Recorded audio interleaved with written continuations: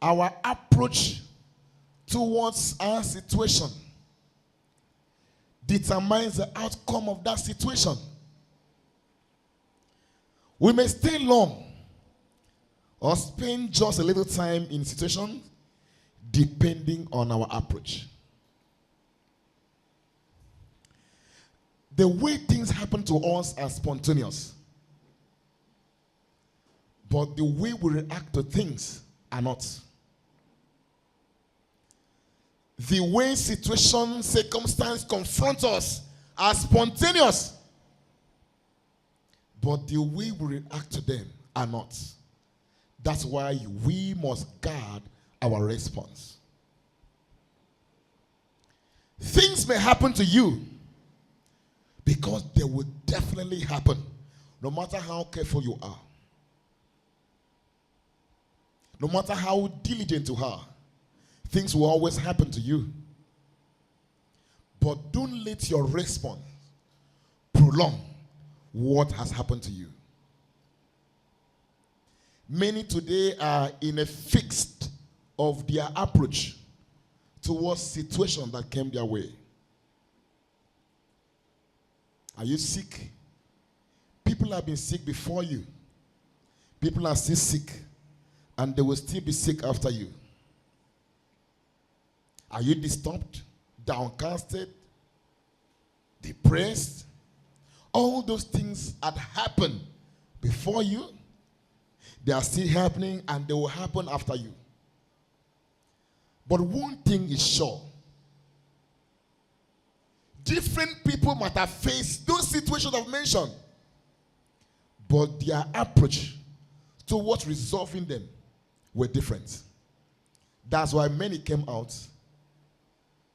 Many didn't come out on time, and many are still in it.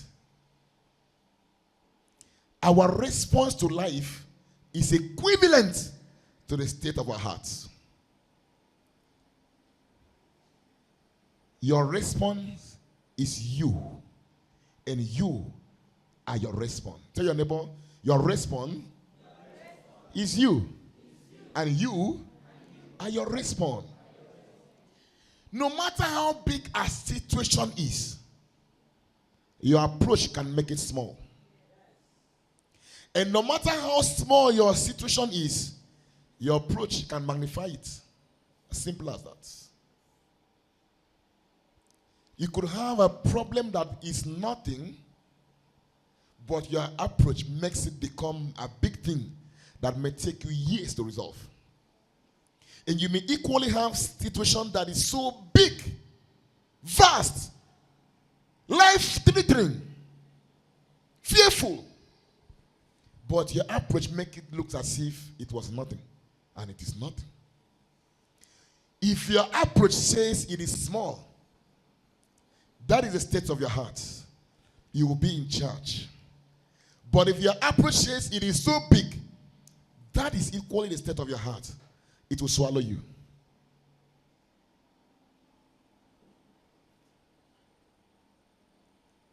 Many people have been tempted, faced with similar situation and temptation.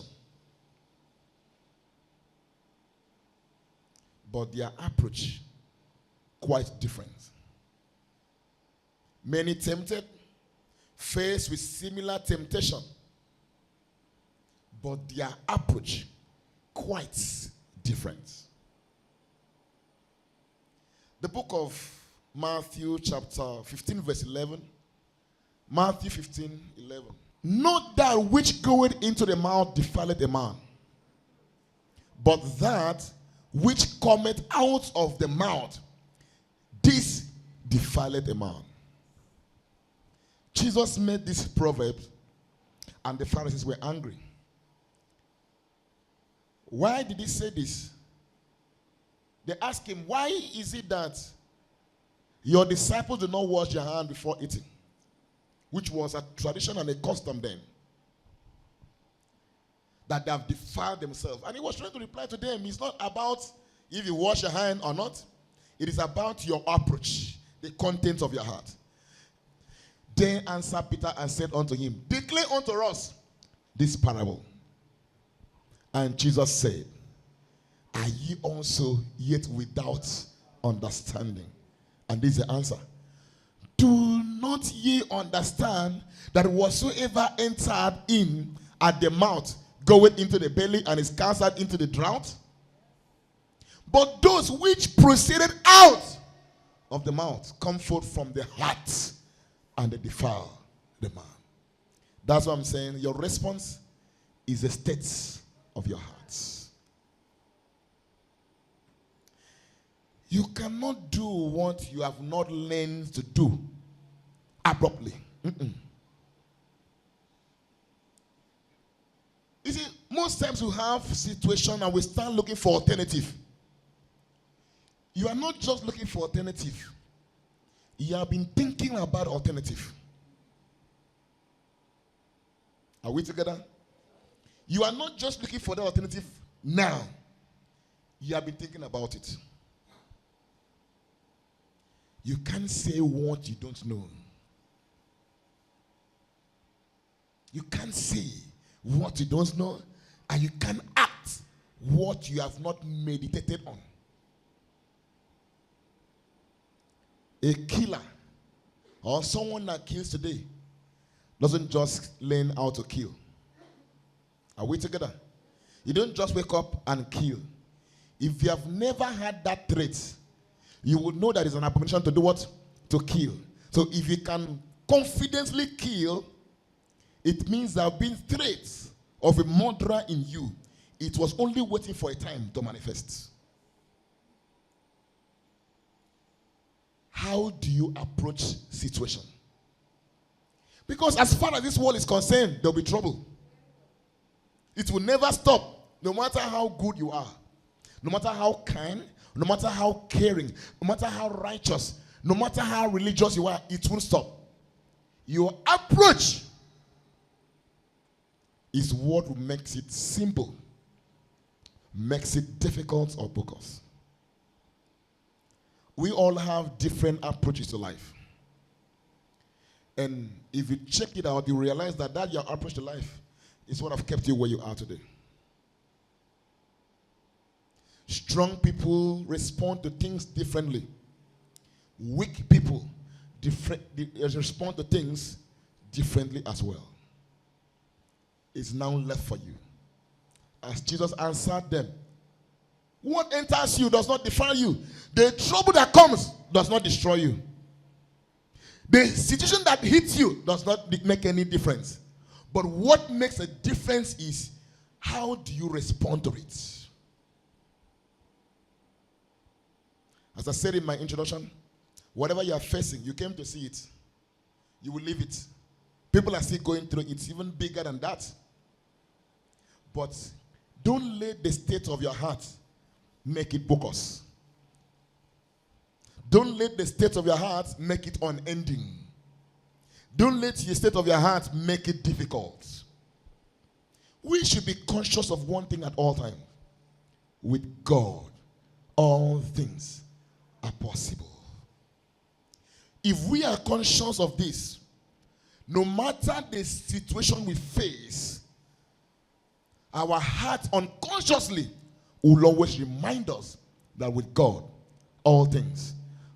If your heart sees possibility, you will act possibility. If your heart sees impossibility, you will also manifest impossibility.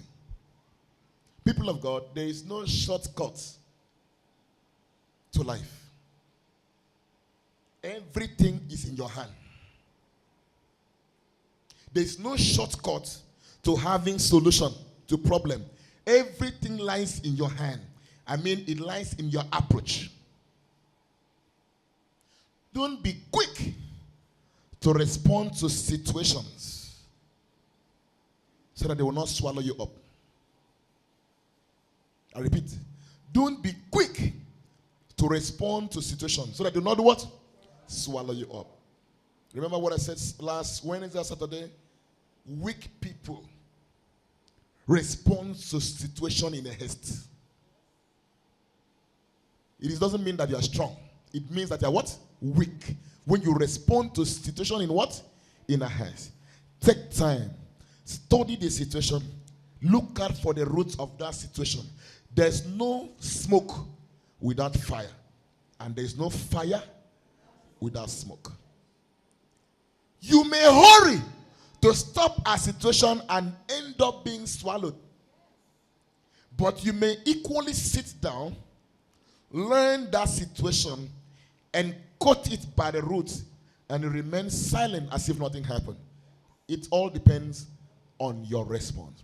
That's why I say, guard your response.